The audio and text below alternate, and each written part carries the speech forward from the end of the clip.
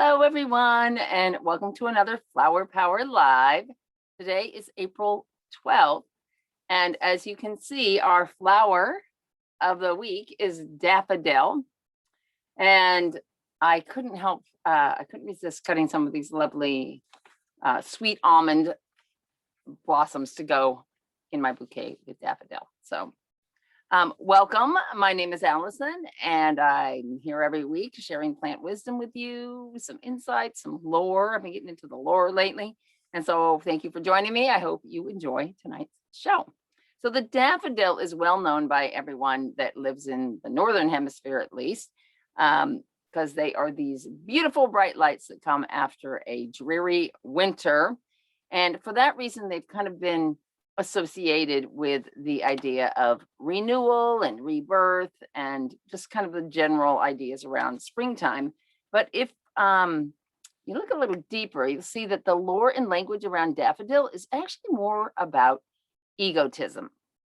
And it really comes from the name for the plant, the genus, which is Narcissus, and the story, Greek myth about a young man named Narcissus.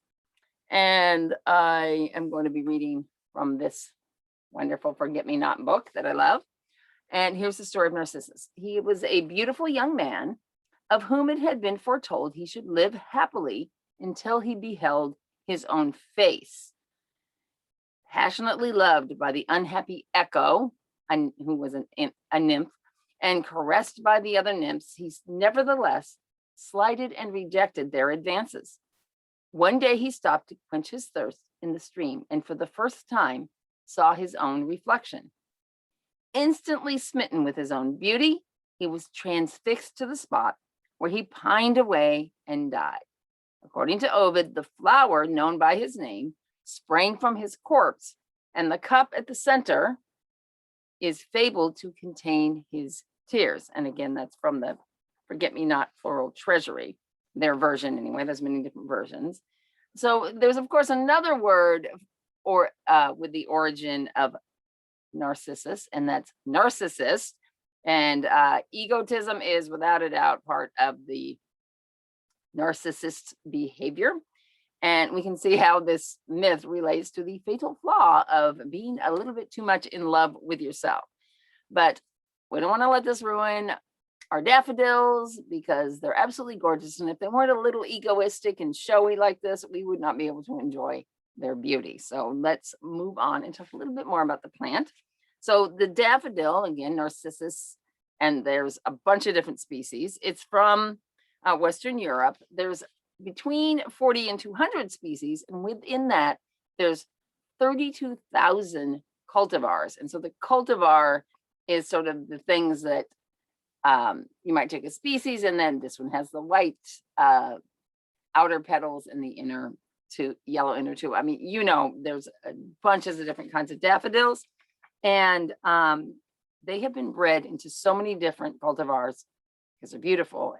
Oh, probably almost as much, except for maybe another bulb, the tulip. And if you haven't read the book Botany of Desire by Michael Pollan, I highly recommend it.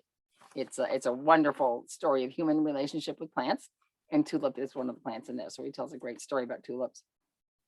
So daffodils are organized into these different divisions based on the size and shape of their cup and petals, and so like the ratio between them, and there's like a whole huge classification system for those. But regardless of how they're classified, they are a beautiful addition to any garden. So daffodils, just like any other spring blooming bulb, need to be planted in the fall.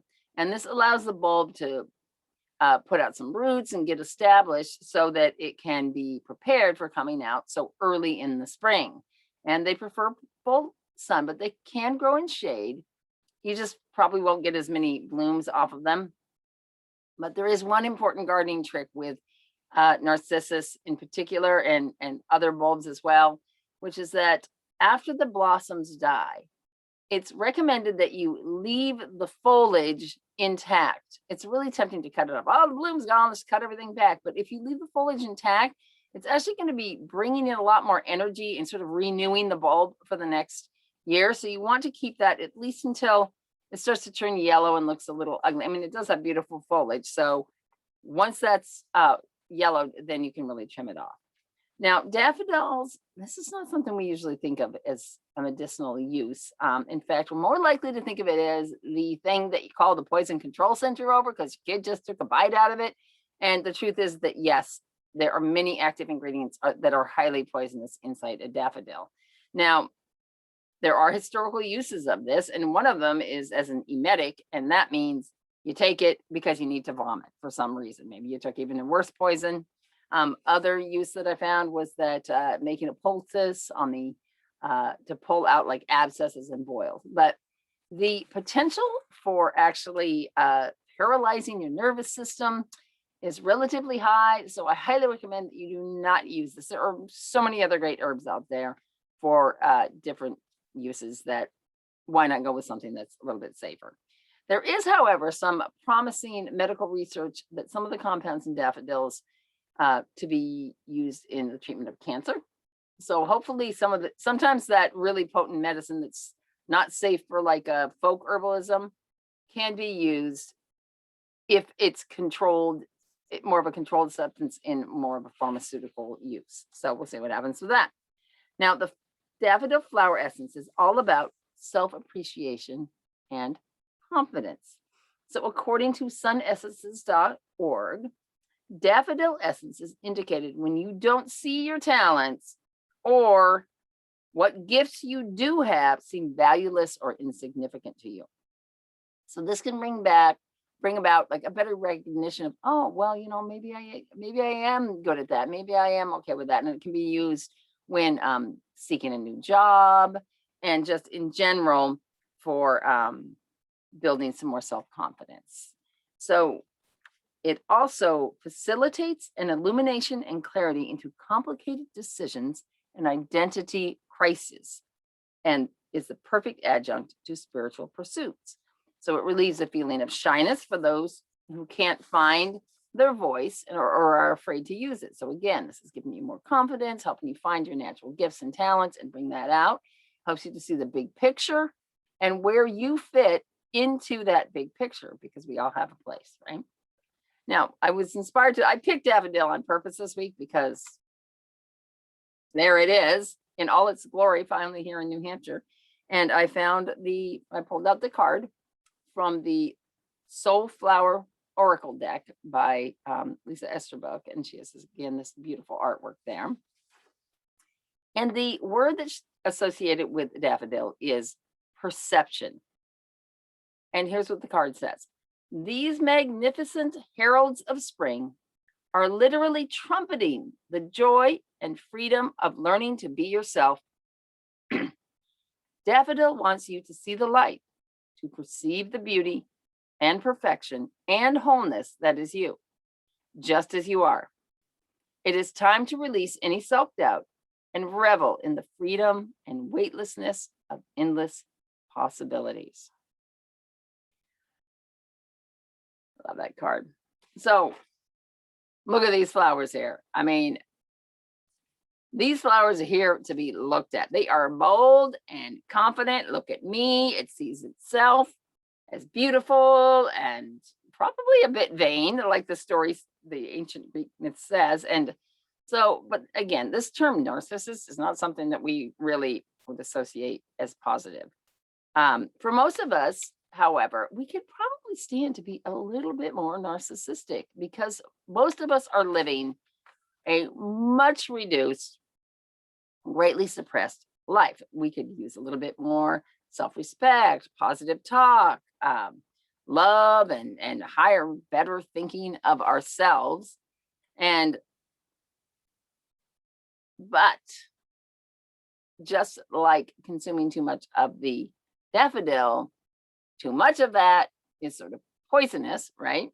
There's egoistic focus is kind of at opposition with our heart. So the head and heart, they need to be balanced.